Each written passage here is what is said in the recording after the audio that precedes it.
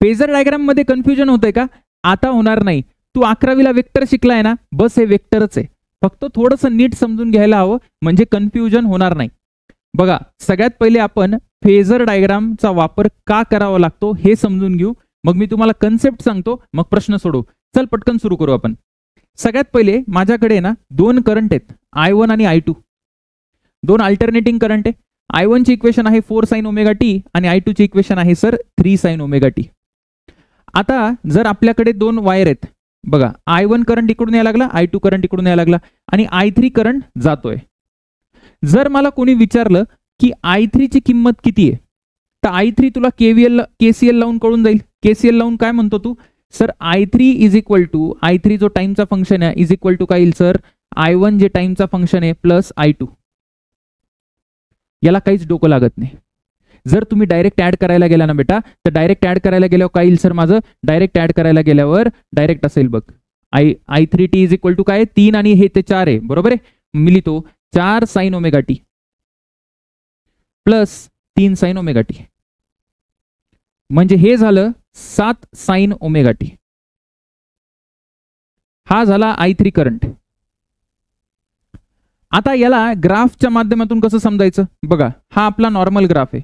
कसला ग्राफ आहे sir? Current टाइमचा graph आहे. या दोघांचं ऍडिशन यामुळे संभव झालं डायरेक्ट. बघा, डायरेक्ट ऍडिशन केलेलं मी, 4 आणि 3 7 मला लिहिता आलं. का लिहिता आलं? कारण हे दोघं होते इन फेज. इन फेजचा अर्थ काय ना सर, हे सोबत जगतात आणि सोबत मरतात. म्हणजे सर बघा, हा जेव्हा मेलेला आहे बेटा, म्हणजे हा जेव्हा 0 आहे तेव्हा हा सुद्धा 0 आहे. अच्छा, हा जेव्हा पीकला आहे तेव्हा हा पण पीकला आहे. अच्छा, हा परत जेव्हा मेला तेव्हा हा पण मेला. हा जेव्हा जगला तेव्हा हा पण जगला. म्हणजे काय ना, प्रत्येक व्हॅल्यू जे आहे बघा, हे असे चाललेले आहेत, असे. कळते का तुला? याला म्हणतो आपण इन फेज. इन फेज असताना आपण डायरेक्ट ऍडिशन करू शकतो, काही प्रॉब्लेम नाहीये. जर मला वेव्ह फॉर्म काढायची, जसं आता मी म्हटलं की एखाद्या टाइमला, सपोज या टाइमला जर मला काढायचा आहे करंट I3 काढायचं, तर मी काय म्हणेल सर, तुम्ही काय करा ना, सरळ बघितलं ना तर या दोघांना डायरेक्ट ऍड करू शकतो. म्हणजे किती येणार आहे ते? 7 एम्पियरची पीक व्हॅल्यू येणार आहे. या दोन्ही ग्राफचं जर मी ऍडिशन केलं डायरेक्ट, तर मला कसा ग्राफ बनेल? I3 चा ग्राफ जर मला कोणी विचारला कसा बनेल, तर मी डायरेक्ट लिहितो बघा, हमखास मला लिहिता येईल असा काहीतरी ग्राफ बनायला पाहिजे I3 चा. आणि ही किंमत किती आहे सर? ही आहे 7 एम्पियर. बरोबर आहे, काहीच प्रॉब्लेम नाही. आता प्रश्न काय आहे ना, इथे जेव्हा इन फेज आपल्याला गोष्टी होत्या तेव्हा खूप चांगलं होतं, पण दरवेळेस अशी चांदी होत नाही. म्हणजे ही केस बघा तुम्ही, या केसमध्ये आपण थोडासा बदल केलाय. काय बदल केलाय? जर तुम्ही बघितला, थोडं ग्राफकडे लक्ष द्या. आता I1 तोच आहे, I1 चा ग्राफ तोच आहे. I2 ला थोडं बदललं. I2 सपोज तुला दिलाय बेटा 2√3. आता पीक व्हॅल्यू 2√3 घेतली आणि sine omega T plus 30 degree. 2√3 जाऊ दे, ते काही पण घेऊ शकतो तू. प्रश्न काय आहे ना, हा जो 30 डिग्री अँगल आहे ना, त्यांनी सगळा खेळ खराब केला आपला. म्हणजे काय झालं बघा, जर तुम्ही नीट लक्ष दिलं तर ग्राफ असा बनेल. आता जर तुम्ही बघितलं तर याची काही किंमत नाही. बघा, हा निगेटिव्ह आहे ना, निगेटिव्ह टाइम निगेटिव्ह नसतो, म्हणजे हा इथून सुरू होतोय. t इज इक्वल टू 0 ला, t इज इक्वल टू 0 ला I2 ची किंमत काय सर? I2 ची किंमत असेल t इज इक्वल टू 0 ला 2√3 sin 30. म्हणजे 0 तर नाहीये असं मला म्हणायचंय, बरोबर आहे. मग इथे बघा, ही नॉन झिरो व्हॅल्यू आहे. याचा अर्थ काय झाला ना, की सर I2 लीड करतोय. कोणाला लीड करतो? I2 I1 ला. कारण I1 जेव्हा मेलेला आहे ना बेटा, I1 जेव्हा मेलेला आहे तेव्हा I2 कडे काहीतरी प्राण शिल्लक आहे. मग त्यांच्यामध्ये एक फेज डिफरन्स तयार झाला आणि फेज डिफरन्स तयार झाल्यामुळे आता आपल्याला ऍडिशन डायरेक्ट नाही करता येणार. मी सांगेल तुला कसं. तू बघ, दरवेळेस जे बघा, हा मरतोय, हा मेला. कोण मेला सर? I1 मेला. I1 च्या आधीच तुला I2 मेलेला दिसेल बघा. I1 च्या आधीच हा I1 मेला होता ना, इथे I1 च्या आधीच I2 मेलेला आहे. याचा अर्थ इथे I2 लीड करतोय. मग अशा वेळेस जर मला काढायचं असेल, काय काढायचं असेल सर? I3 मला लिहायचं असेल तर मी कसं लिहू सांग बरं? आज पण मी लिहू शकतो I3 is equal to I1 plus I2 है ना, टाइमचं फंक्शन. आता जर तू बघितला तर मी I3 ला लिहिताना आता मला गडबड होणार आहे बघा. I1 4 sin omega T plus इथे किती येईल sir? 2√3 sin omega T plus 30. आता तुला माहिती का, आता मी आहे ना डायरेक्ट डॉक्टर बघायचं स्वप्न सोडून देईल. का सर? कारण आता या दोघांचं ऍडिशन करणं संभव नाहीये. संभव तर आहे, मग तू हे साइनचा ग्राफ, साइनचा उघड बेटा, साइन A प्लस बी कर. आणि ते करता करता आपली नीटचा पेपर संपून जाईल डायरेक्ट. मग अशा वेळेस आहे ना याचा ऍडिशन संभव होत नाही. मग ते संभव करण्यासाठी आपण फेजरचा वापर करतो. काय असतं सर फेजर डायग्राम? बघ लक्षात ठेव, फेजचा प्रॉब्लेम आला जिथे इन फेज गोष्टी नसतील तिथे फेजर मदत करतो बेटा. कसा मदत करतो? फेजर डायग्राम मध्ये तुला काय लक्षात ठेवायचंय? एकदम सोपं आहे बघ. मी सुरू करतो माझी गोष्ट साइन पासून. साइन पासून सुरू करा. साइन नंतर इकडे येईल कॉस. अच्छा, हे काय मी सांगतो तुला, साइन नंतर कॉस येते, कॉस नंतर येते बेटा मायनस साइन, आणि मायनस साइन नंतर येते मायनस कॉस. पाठ करायला पण सोपं आहे का तुला? पाठ करायला सोपं आहे का? साइन नंतर कॉस, कॉस नंतर मायनस साइन नंतर मायनस कॉस. साइनच्या विरुद्ध दिशेला साइनच्या अपोजिट येणार मायनस साइन, कॉसच्या अपोजिट येणार मायनस कॉस. आता सर हे सांगा हे काय? सांगतो बघ. आता हा जो बेटा साइन आहे तर साइनच्या साइनला एक्स ऍक्सिस वर जर मी रिप्रेझेंट केलं तर जर मी 90 डिग्री अँगल ऍड केला, 90 डिग्री अँगल जर ऍड केला, साइन 90 प्लस थिटा काय होतो सर? साइन 90 प्लस थिटा होतो कॉस थिटा. बरोबर आहे. म्हणजे साइनला 90 डिग्री ऍड केलं तर कॉस येतो. साइनला जर मी 180 डिग्री ऍड केलं, किती ऍड केलं मी? 180 डिग्री. साइन 180 प्लस थिटा काय होतो? थर्ड क्वाड्रंटला जातो. थोडंफार ट्रिग्नोमेट्री येत असेल तर तो येतो मायनस साइन थिटा. मग सर साइनला जर तुम्ही 270 डिग्री ऍड केलं तर मायनस कॉस येईल, आणि साइनला सर जर तुम्ही 360 डिग्री ऍड केलं तर काय येईल? साइनच येईल. बरोबर आहे. इथपर्यंत कळालं? कळालं. मग आपण काय करतो ना, आपण जे पण करंट आणि व्होल्टेज आहे ना ते या ग्राफवर रिप्रेझेंट करून त्याला सॉल्व्ह करायचा प्रयत्न करतो. कसं करायचं मी करून दाखवतो डायरेक्ट, म्हणजे आपल्याला मजा येऊन जाईल बेटा. आता मला सांग, मगाशी आपल्याकडे I1 आणि I2 काय होता? मगाशी सर तुमच्याकडे I1 होता, किती होता? I1 ची किंमत किती आहे? 4 sine omega T. 4 sine omega T. चल मानलं. I2 आहे माझ्याकडे, I2 आहे 2√3 साइन नाही का sir omega T plus 30 degree. सगळ्यात पहिले तुला काय करायचंय की I1 आणि I2 ला रिप्रेझेंट करून टाक या ग्राफला. सर ते कसं करायचं? बघा, I1 काय म्हणतोय? 4 साइन ओमेगा टी. इथे साइन कडे लक्ष दे. हा साइन ओमेगा टी आहे. साइन ओमेगा टी कुठे येतो? एक्स ऍक्सिसला येतो. बरोबर. म्हणजे 4 म्हणजे काय करायचं ना, असा एक वेक्टर किंवा याला फेजर म्हणा असा रिप्रेझेंट केला मी. हा I1 आहे बेटा, आणि I1 ची पीक व्हॅल्यू लिहायची इथे. किती आहे सर? 4. इथपर्यंत कळालं? काय केलं? साइन ओमेगा टी होता, इथे sine omega T x axis वर रिप्रेझेंट केला. I2 जर तुम्ही बघायला गेले तर I2 2√3 त्याची पीक व्हॅल्यू आहे. पीक व्हॅल्यू इथे लिहायची आहे ना, ही लेंथ म्हणजे पीक व्हॅल्यू असते त्याची. त्याच्यानंतर sine omega T plus 30 degree. बघा, साइन ओमेगा टी असा होता, प्लस 30 म्हणजे काय? असा. प्लस 30 म्हणजे अँटी क्लॉकवाईज, मायनस 30 म्हणजे क्लॉकवाईज. बरोबर आहे का? तुला हे कळतं का? प्लस म्हणजे अँटी क्लॉकवाईज, मायनस म्हणजे क्लॉकवाईज, हे तुला माहिती असेल. मग याचा अर्थ माझ्याकडे I2 असा आलेला आहे. हा आला माझ्याकडे I2, आणि या I2 ची किंमत किती आहे सर? पीक व्हॅल्यू किती आहे? I2 ची पीक व्हॅल्यू आहे बेटा 2√3, आणि ह्या अँगल किती आहे? हा अँगल आहे 30 डिग्री. कळालं इथपर्यंत? इथपर्यंत काहीच बेटा लॉजिक नाहीये, एकदम सोपं आहे ना, एकदम सोपं आहे. आता तुला याला वेक्टर सारखं सॉल्व्ह करायचंय. वेक्टर सारखं कसं सॉल्व्ह करायचं बघ. सगळ्यात पहिले आपण काय करू ना, या I2 ला आहे ना एक्स आणि वाय कंपोनंट मध्ये तोडता येईल का मला? सर तोडता येईल. बघा इकडे मी इथे असं लिहितो, हा एक कंपोनंट झाला I2 चा, एक्स कंपोनंट, आणि एक वाय कंपोनंट असेल.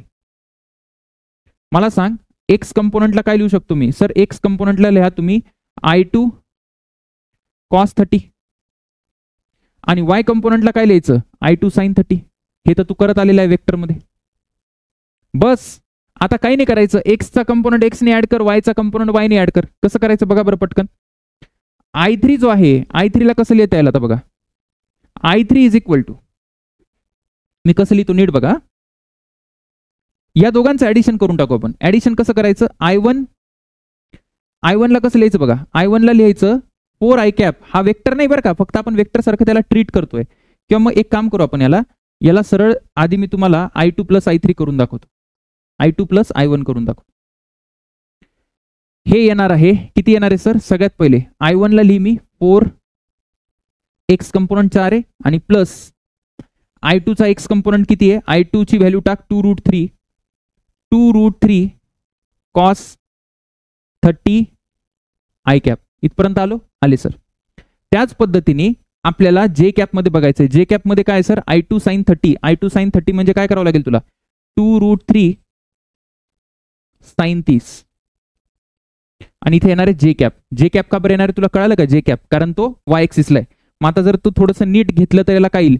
4 + 2√3 व्हॅल्यू टाक पटकन. 4 + 2√3 कॉस 30 चे काय येते? √3/2 इथपर्यंत आला. I cap plus 2√3 sine 30 2√3 sine 30 म्हणजे 1/2 जे कॅप. जर याला बघायला गेला तर इथं √3 3 होऊन जाईल आणि 2 कॅन्सल होऊन जाईल. हा 2 आणि हा 2 कॅन्सल होऊन जाईल. 3 आणि 4 किती आलं सर? 7. 7 आय कॅप प्लस किती आलं हे? √3 जे कॅप. हा आला बेटा मला आय नेट. याला आय नेट म्हणा किंवा I3 म्हणा जे काही आहे. आता याचं मॅग्निट्यूड घ्यायचं. याचं मॅग्निट्यूड घेतल्यावर आपल्याला त्याचं अँप्लिट्यूड मिळेल. अँप्लिट्यूड कसं मिळेल सर? अँप्लिट्यूड याचं अँप्लिट्यूड काय येईल? √7 प्लस √3 आलं लक्षात? हे किती येणार आहे सर? हे येणार आहे 49 आणि √3 किती आहे सर? 3 है ना. 49 + 3 किती आलं? 52. √52 त्याचं मॅग्निट्यूड आलं. I3चं मॅग्निट्यूड आलं. सर त्याची डायरेक्शन म्हणजे आपल्याला फेज काढायचं आहे बरं का? फेज काढायचं आहे. तर डायरेक्शन कसं काढतो बेटा आपण? tan θ = काय लिहितो आपण? tan θ = काय लिहितो? एक्स कंपोनंट वेक्टरचा वाय कंपोनंट आपण एक्स कंपोनंट असंच लिहितो ना आपण. बघा tan θ लिहिताना मी काय लिहितो? त्याचा जो वाय कंपोनंट असेल डिवायडेड बाय एक्स कंपोनंट. म्हणजे सर तो किती येणार आहे? √3/7. ही tan θ ची किंमत आली. म्हणजे इथून मी म्हणू शकतो की θ किती आहे सर? θ आहे tan इनवर्स √3/7. जमतंय का इथपर्यंत? tan इनवर्स √3/7 म्हणजे याला कसं येईल बघा. मला जर कोणी विचारलं की तुम्ही मला I3 दाखवा तर I3 कसं येईल?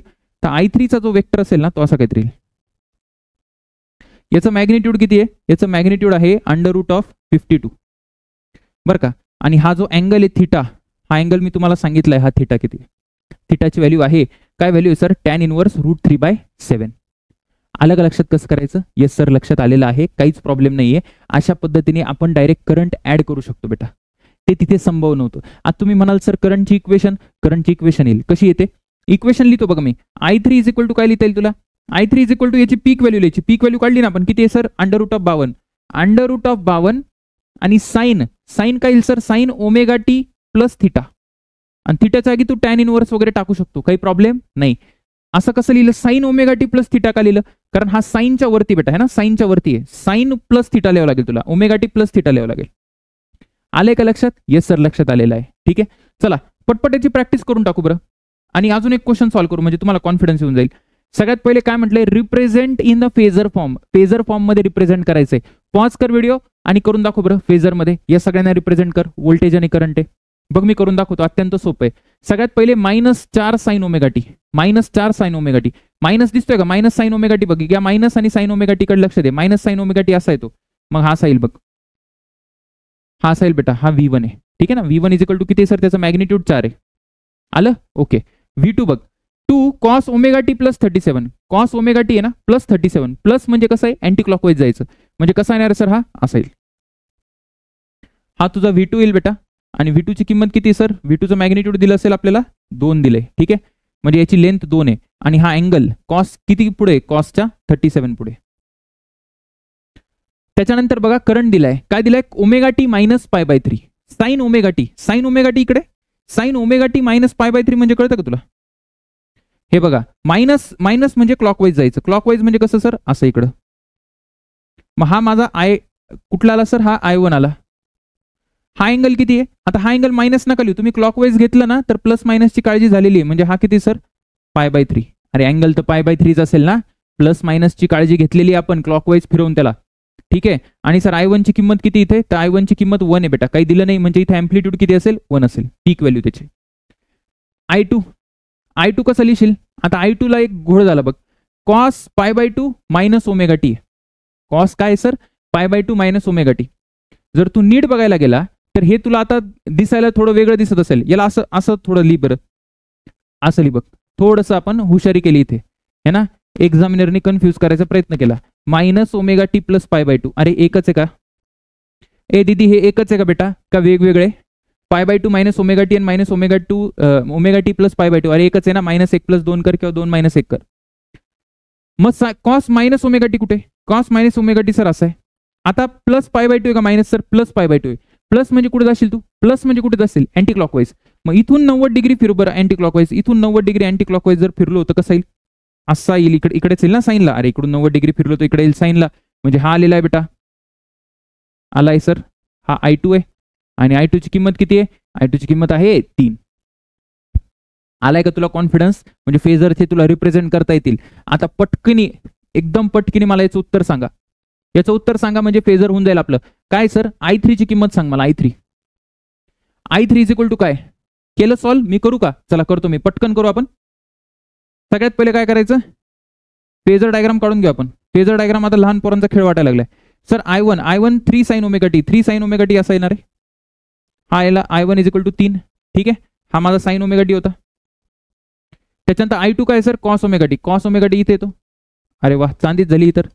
कॉस ओमेगा टी म्हणजे असा यायला पाहिजे बेटा, हा झाला I2, बरोबर आहे. I2 ची किंमत किती सर, 4 आहे. अच्छा, मला I3 पाहिजे ना, I3 म्हणजे या दोघांचं ऍडिशन आहे, या दोघांचं ऍडिशन म्हणजे I3 आहे. या दोघांचं ऍडिशन करता येईल का तुला, करता येईल सर. काय करायचं आता, तर काहीच करायची गरज नाही, याला थोडंसं, याला तर ट्रायंगल लॉनी पण होऊन जाते. अरे होऊन जाईल की नाही ट्रायंगल लॉनी, हा 4 आहे बेटा, हा 4 आहे, ऑलरेडी रिझॉल्व्ह केलेला आहे, काही करायची गरज नाही आहे. याचा जो रिझल्टंट आहे बघ, याचा रिझल्टंट म्हणजे काय सर, I3 आहे. I3 रिझल्टंट आहे, तुला दिसतोय का बेटा, काय दिसतंय तुला, I3 ची जी पीक व्हॅल्यू येईल है ना, I3 ची जी पीक व्हॅल्यू येईल ती किती येईल सर, √4 स्क्वेअर प्लस 3 स्क्वेअर. अरे खरं आहे की नाही, पायथागोरस लावशील की नाही आयुष्यात, हो सर लावेल. म्हणजे हे किती आलं बरं, 5 आलं, आलं का 5, अरे दिसायला लागले की नाही 5, हो सर. याला आपण इथे असं लिहू, I2 इज इक्वल टू किती होता सर, 4 होता. अँगल पाहिजे मला, अँगल काढता येईल का तुला, अँगल tan थिटा डायरेक्ट निघून जाईल. अँगल कसा निघून जाईल सांगा बरं सर, हा अँगल बेटा थिटा, मी लिहितो बघ इथं, tan theta is equal to किती sir, tan theta is equal to, लिहा तुम्ही tan थिटा काय लिहू शकतो मी, tan थिटा लिहू शकतो 4/3 है ना, I2/I1 y component upon x component 4/3. म्हणजे थिटा किती आला मला, थिटा किती आला, 4/3 म्हणजे कळतंय का तुला, 53 डिग्री आला. इथे टॅन इनवर्स करायची गरज नाही, डायरेक्ट मला माहिती 53 डिग्री. मग आता I3 ची इक्वेशन कशी येईल, I3 इज इक्वल टू, लिह बरं, I3 इज इक्वल टू, नीट लक्ष द्या, कोणाच्या पुढे I3, साईनच्या पुढे. I3 कोणाच्या पुढे, साईनच्या पुढे है ना, साईनच्या पुढे, साईनच्या पुढे म्हणजे अँटी क्लॉकवाईज जातोय आपण. I3 चा पीक लिहा आधी, 5 साइन ओमेगा टी प्लस किती ऍड करायचंय साईनला, किती ऍड करायचंय तर 53 डिग्री ऍड करायचंय. हे उत्तर झालं आणि अशा पद्धतीने आपण फेजर डायग्राम कंप्लीट केलेला आहे.